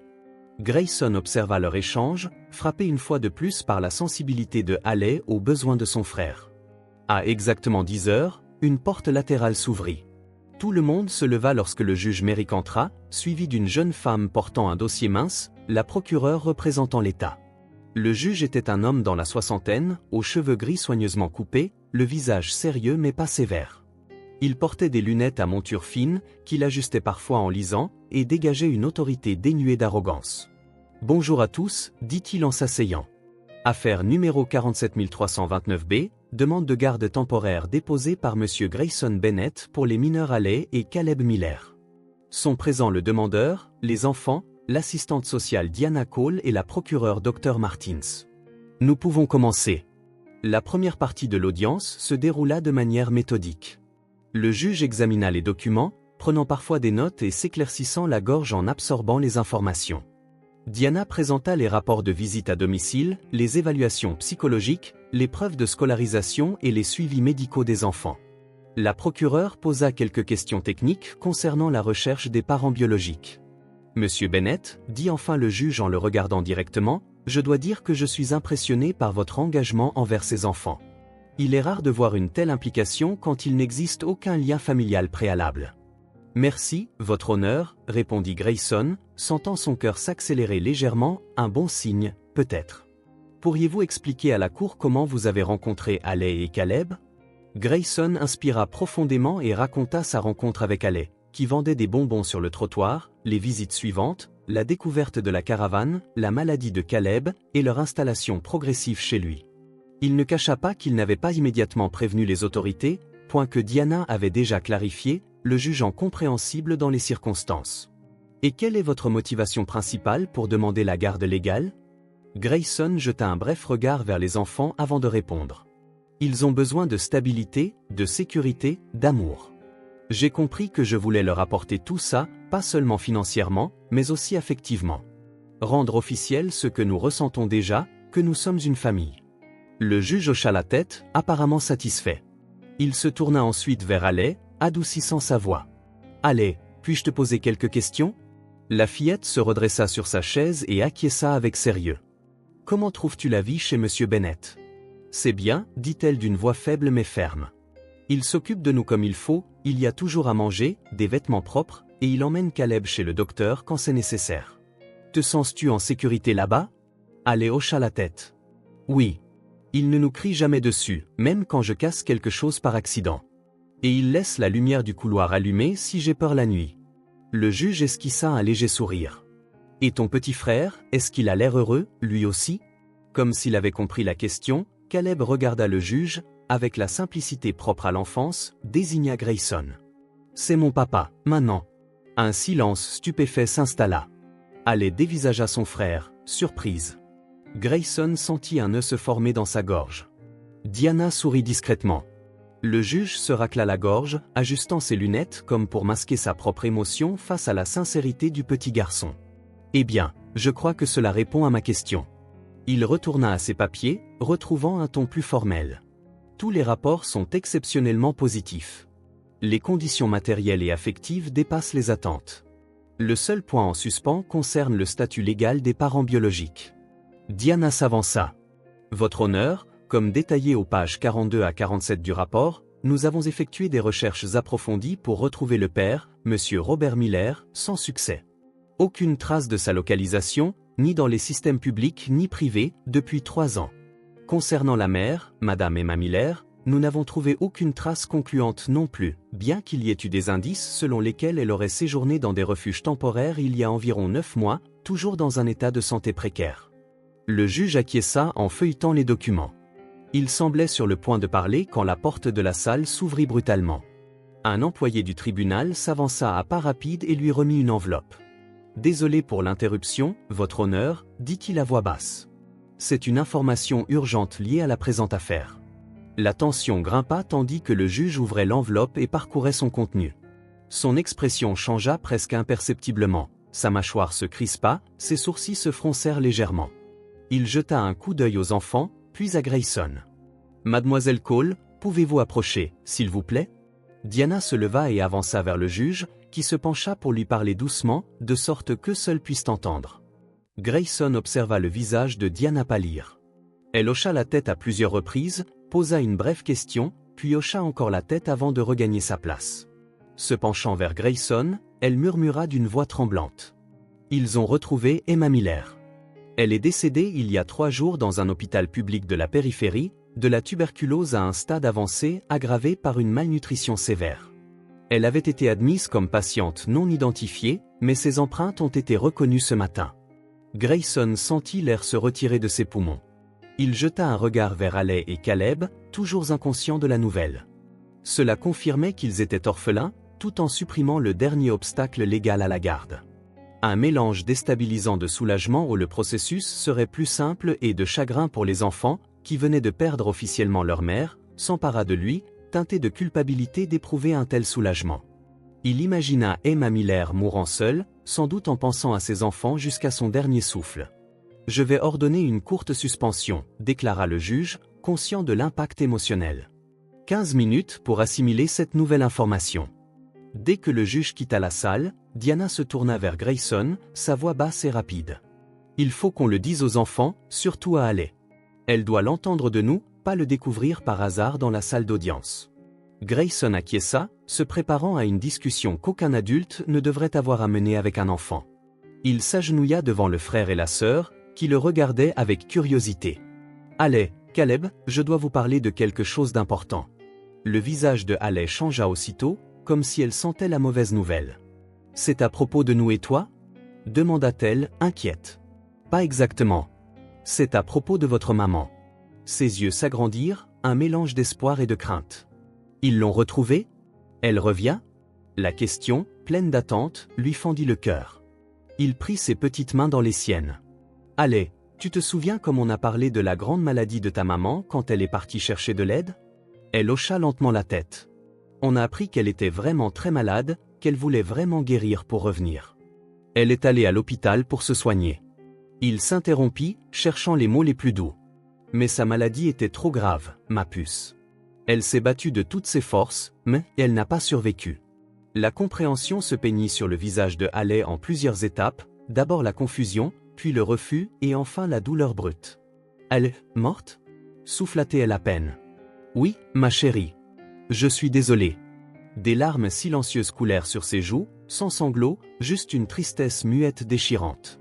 Caleb, à 3 ans, ne comprenait pas pleinement la mort mais percevait la détresse de sa sœur, il lui effleura la joue humide du bout des doigts. « Pleure pas, Haley. » Ce geste plein d'amour redoubla la peine de Haley, qui enlaça son frère comme si elle craignait de le perdre aussi.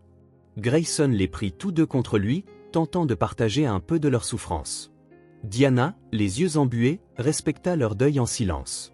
Quand le juge revint et que l'audience reprit, l'atmosphère était transformée. Haley était abattue, ses joues encore marquées par les larmes séchées. Caleb restait tout près d'elle, sentant la tristesse ambiante sans bien la comprendre. Compte tenu de cette nouvelle information, reprit le juge d'un ton grave, et de tous les rapports présentés, je suis prêt à rendre mon jugement.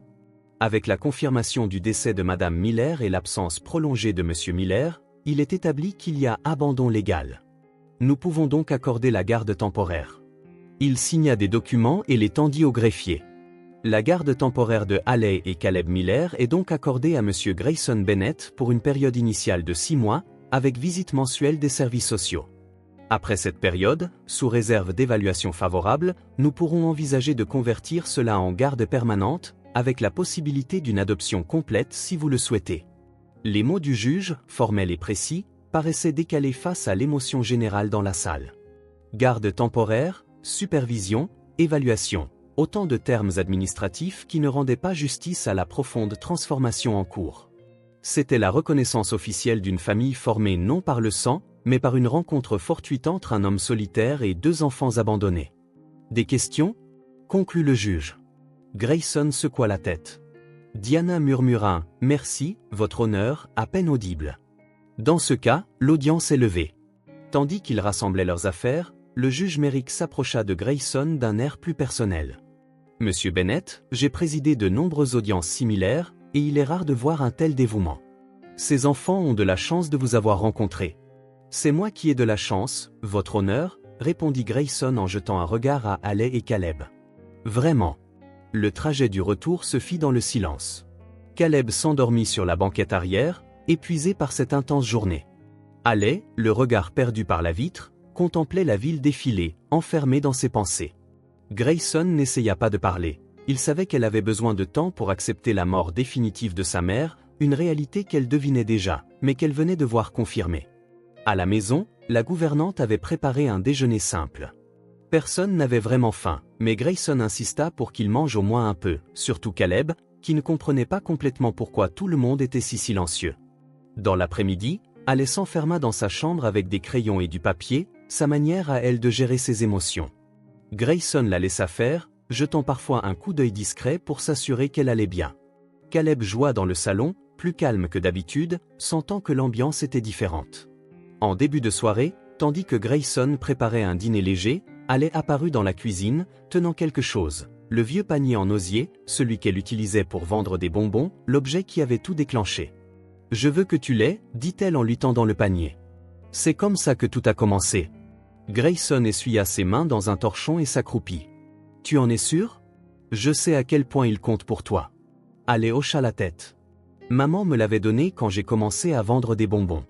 Elle m'avait dit d'en prendre soin parce que c'était comme ça qu'on avait de quoi manger. » Une larme roula sur sa joue. « On n'en a plus besoin comme avant, mais je veux que tu le gardes, pour que tu te souviennes. » Il prit le panier avec tout le respect dû à un objet précieux, parce qu'il l'était, un simple tressage, mais qui symbolisait un tournant dans leurs 3 vies. « Je le chérirai, promit-il. Ce sera notre symbole, celui de la façon dont cette histoire a commencé. » Haley resta silencieuse un instant, puis demanda d'une voix presque inaudible. « Est-ce que tu restes pour toujours ?» Une question si simple et pourtant si profonde. Grayson comprit ce qu'elle voulait vraiment dire. Après avoir perdu son père, puis sa mère, allait-elle aussi le perdre, lui ? « Si tu veux bien de moi, répondit-il en essuyant une larme au coin de son œil. Je ne partirai jamais. Quelque chose changea alors dans le regard de Haley. Une barrière invisible céda. Elle se jeta dans ses bras, le serrant de toutes ses forces de fillette. Au milieu de la douleur de la perte de sa mère, elle s'autorisait enfin à accueillir pleinement ce nouvel amour, cette nouvelle chance. « Promis ?» demanda-t-elle, la voix étouffée contre son épaule. « Promis. » Cette nuit-là marqua un nouveau départ. Malgré la tristesse, un sentiment de renaissance régnait, un cycle qui se terminait pour qu'un autre commence. Ils dînèrent en rappelant les bons souvenirs de sa mère, riant des anecdotes que Haley partageait sur Caleb bébé. Plus tard, Grayson leur lut des histoires jusqu'à ce qu'ils s'endorment. Au moment où il allait quitter la chambre, Haley murmura, à moitié endormi. « Reste encore un peu. » Il s'installa entre les 2 lits, les observant plonger dans un sommeil plus profond. Caleb étreignait son dinosaure en peluche, respirant régulièrement, sans plus de sifflement ni de toux. Haley dormait sur le côté, une main tendue vers le lit de son frère comme si, même dans ses rêves, elle devait veiller sur lui. Grayson jeta un regard au panier de bonbons que Haley lui avait donné, posé en évidence sur la commode. Un symbole de leur lutte passée, mais aussi de l'espoir. La preuve concrète que parfois, les plus grandes bénédictions naissent des rencontres les plus improbables. Alors que le souffle des enfants s'apaisait, Grayson resta assis, incapable de se résoudre à partir. Leur présence tranquille le réconfortait, deux âmes qui avaient transformé sa vie. Désormais, il dormait en sécurité sous son toit. Le manque, la douleur de la perte n'allait pas disparaître d'un coup, mais elle serait partagée, tout comme l'espoir d'un avenir ensemble. Dans ce moment paisible, avec pour seule musique la lumière douce et la respiration sereine de Haley et Caleb, Grayson comprit qu'il ne serait plus jamais le même homme. Et il n'en avait aucune envie. Il préférait de loin celui qu'il devenait, non pas un simple tuteur légal, mais un vrai père. Pas seulement par des papiers, mais par amour, par sa présence. Une famille improvisée, devenue bien réelle au moment le plus inattendu. En veillant sur ses enfants endormis, car c'est ce qu'ils étaient désormais, peu importait la terminologie légale, Grayson saisit enfin toute la signification du mot « foyer ». Ce n'était pas un lieu, mais cet instant, ces personnes. C'était être exactement là où il devait être, enfin entier. 3 mois passèrent depuis l'audience. Le Penthouse de Grayson, autrefois élégant au point d'en paraître impersonnel, comme un showroom haut de gamme, s'était métamorphosé. Les dessins de Caleb tapissaient désormais la porte du réfrigérateur, maintenus par des aimants multicolores. Des bacs de rangement contenaient blocs de construction et petites voitures dans le salon. Les livres pour enfants côtoyaient les rapports financiers sur des étagères autrefois vides. Le silence régnant autrefois avait été remplacé par une symphonie de bruit, rires d'enfants, petits pas courants dans le couloir, musique pour tout petits résonnant dans le salon, conversations animées autour des repas. La vie emplissait chaque recoin. En ce jeudi matin, Grayson referma son ordinateur portable à 8h30, après un appel vidéo avec des investisseurs en Asie. « Clara, je vais emmener les enfants à l'école ce matin, on peut décaler la réunion du conseil à 10h30 ?» À l'autre bout de la ligne, son assistante n'était pas surprise. Elle était habituée à réorganiser l'agenda pour s'adapter à l'emploi du temps scolaire, aux visites médicales et aux anniversaires, avec le même sérieux que pour des fusions à plusieurs milliards de dollars. Aucun problème, je m'en occupe. Et n'oubliez pas de confirmer la visite du site lundi pour le projet. Le projet était sa nouvelle initiative, une fondation visant à aider les familles en situation précaire, offrant un hébergement temporaire, une aide juridique et un suivi psychologique, dans le but de maintenir les parents et les enfants ensemble autant que possible. Diana Cole avait accepté de diriger l'équipe technique. Grayson rangea son ordinateur dans sa mallette et se rendit à la cuisine, où elle terminait déjà de préparer son sac d'école avec sa précision habituelle. À 6 ans, son sens des responsabilités l'étonnait toujours, surtout face à l'énergie débordante de Caleb, qui courait en rond avec une serviette en guise de cape de super-héros. « Je suis Superman !» criait-il, ses cheveux encore ébouriffés. Caleb, le petit déjeuner est prêt, l'appela Grayson. Même les super-héros ont besoin de manger avant de sauver le monde. Le garçon s'arrêta net et courut s'asseoir à table, où l'attendait un verre de lait et une tartine à la confiture. Son état de santé n'avait plus rien à voir avec celui du petit garçon qui l'avait sauvé. Ses joues étaient rondes, pleines de vie, rien à voir avec l'enfant malade de la caravane. « C'est toi qui nous emmènes aujourd'hui ?» demanda Haley en rangeant soigneusement sa trousse. « Oui, et je viendrai aussi vous chercher. » Elle esquissa un léger sourire, encore marqué par une certaine surprise quand ses attentes étaient respectées. Même après ces mois, Haley apprenait à faire confiance au fait que les promesses seraient tenues. « J'ai un exposé de maths aujourd'hui, fit-elle remarquer. « Je sais, c'est sur mon calendrier. » Il lui montra son téléphone, où une alerte s'affichait, exposé de maths de Haley, 14h30. Ne pas rater. Le petit déjeuner fut simple, mais joyeux. Caleb raconta 1000 choses sur les dinosaures qu'il découvrait à la maternelle, tandis que Haley coupait sa tartine en petits carrés parfaits. Grayson les écoutait, toujours émerveillé de constater à quel point deux êtres si différents partageaient le même sang, et à quel point lui, sans lien biologique, les aimait profondément. Leur routine matinale s'était étoffée de petits rituels. Caleb exigeait une inspection de ses dents par Grayson après le brossage. Haley, elle, vérifiait méticuleusement le contenu de son sac dans un ordre précis. Et il y avait le câlin collectif avant de partir.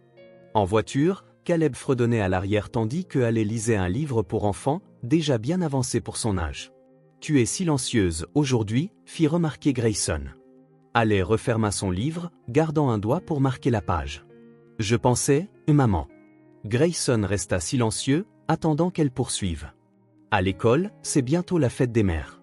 La maîtresse a dit qu'on pouvait faire une carte pour quelqu'un de spécial, si on veut. Tu veux en faire une ?» Elle hésita. « Je crois que j'en ferai 2. Une que je garderai pour maman, et une pour Rita, parce qu'elle s'occupe de nous quand tu n'es pas là. Rita, la gouvernante d'âge moyen, était devenue une présence essentielle, surtout pour Haley, qui aimait avoir une figure féminine à la maison. C'est une idée magnifique, répondit Grayson. Ta maman serait fière de tes progrès. Haley sourit et se replongea dans son livre. Ce n'était pas un sourire triste, juste pensif. Elle apprenait peu à peu à conserver le souvenir de sa mère sans s'y noyer. Après les avoir déposés avec les embrassades habituelles et les promesses de revenir, Grayson se rendit à son bureau. Son espace de travail avait gardé son élégance professionnelle, mais était personnalisé par de petits détails. Un dessin encadré de Caleb, une photo des enfants en fond d'écran, et un agenda rempli de notes sur leurs activités scolaires.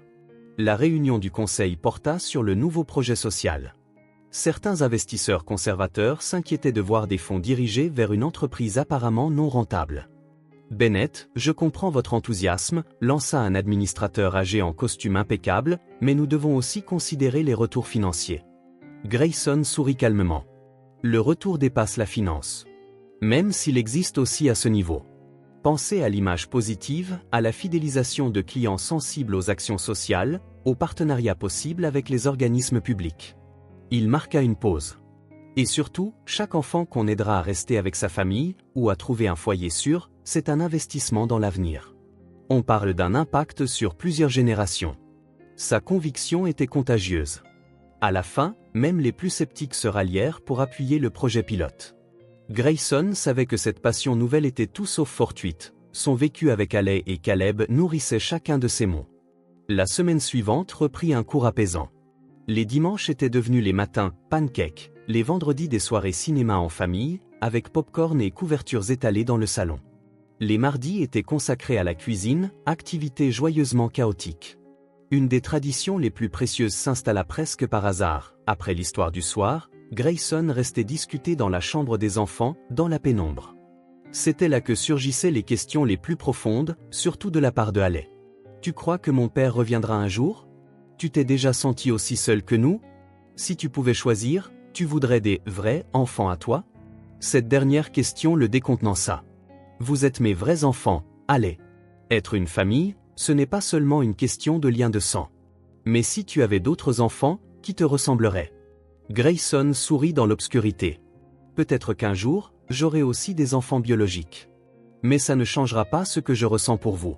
L'amour ne se divise pas, il se multiplie. » Haley resta silencieuse un instant, pensive. « Je pense que je comprends. C'est comme quand Caleb est né. Maman ne m'a pas moins aimé, elle a juste commencé à l'aimer, lui aussi. » Exactement. Le 4e anniversaire de Caleb marqua une étape importante. Grayson organisa une petite fête dans un parc, rien d'extravagant, quelques camarades de classe, des ballons, un gâteau et quelques jeux. Il s'agissait de célébrer, pas de faire étalage. Haley participa fièrement aux préparatifs, se voyant décerner par Grayson le titre des « assistantes officielles de la fête ». Elle vérifia la déco de la table, testa les jeux, aida à choisir le parfum du gâteau, chocolat fraise, le préféré de Caleb. Pendant la fête, alors que les enfants couraient de tous côtés, Diana s'approcha de Grayson.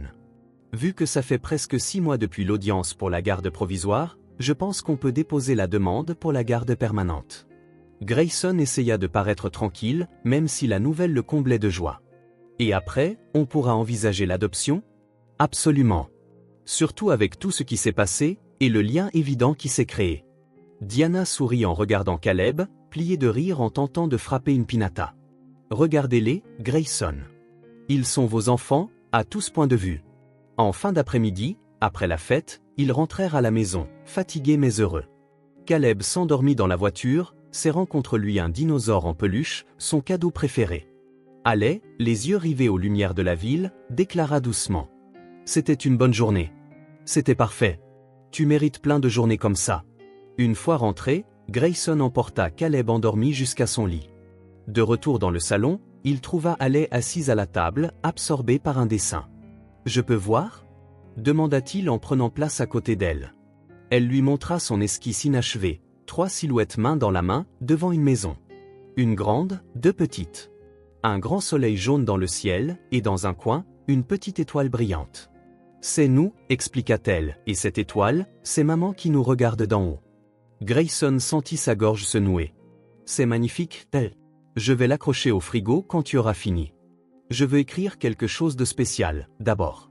Il l'observa ajouter des détails, de la couleur, puis inscrire soigneusement en bas, d'une écriture appliquée, ma famille, papa, Caleb et Alec. C'était la première fois qu'elle l'appelait papa de façon aussi visible, un moment lourd de sens. Ni l'un ni l'autre n'ignorait la portée de ce simple mot. C'est fini, déclara-t-elle, satisfaite. Ils allèrent ensemble à la cuisine et fixèrent le dessin au centre du réfrigérateur, là où ils le verraient tous les matins. Tu sais ce que maman disait toujours à propos de la famille ? Demanda Alec en ajustant l'aimant. Quoi donc ? Que la famille, c'est ceux qui restent quand tous les autres partent. Elle leva les yeux vers Grayson, avec une maturité qui dépassait son âge. Toi, tu es resté, même quand tu n'étais pas obligé. Grayson s'agenouilla pour être à sa hauteur. Et je resterai, jour après jour, autant que vous le voudrez. Ce soir-là, après qu'Alec se fut endormi, Grayson s'installa dans le salon avec un verre de vin, repensant à ces mois qui avaient bouleversé sa vie. Le panier de bonbons, désormais exposé sur une étagère spéciale, lui rappelait leur début, comment une simple rencontre de rue pouvait changer 3 destins. Son téléphone vibra, un message de Diana, les documents pour la garde permanente sont prêts. On signe lundi. Grayson sourit et répondit simplement « oui ». Puis il se leva et se dirigea vers la chambre des enfants. Son rituel personnel, les regarder dormir. Caleb était étendu sur le ventre, un bras autour de son dinosaure, les cheveux en bataille sur l'oreiller. Alec était recroquevillé sur le côté, l'expression paisible. Ses enfants. Sa famille. Pas par le sang ou la génétique, mais par quelque chose de bien plus fort, la volonté de construire ensemble au quotidien. C'est cela, la famille. Pas toujours ceux avec qui on est, mais ceux qui restent jour après jour, alors qu'il serait si simple de partir. Ceux qui transforment une maison en foyer, des inconnus en proches, la solitude en un sentiment d'appartenance. La famille, c'est ceux qui restent.